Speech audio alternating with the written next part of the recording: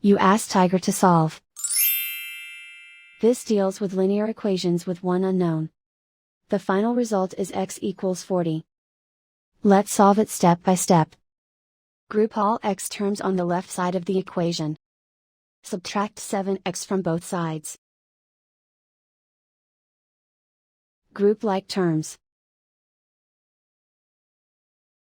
Simplify the arithmetic. Group like terms. Simplify the arithmetic. Group all constants on the right side of the equation. Subtract 8 from both sides. Simplify the arithmetic.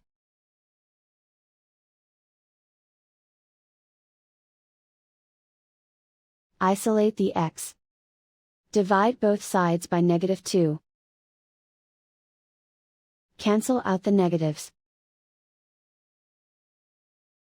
Simplify the fraction. Cancel out the negatives.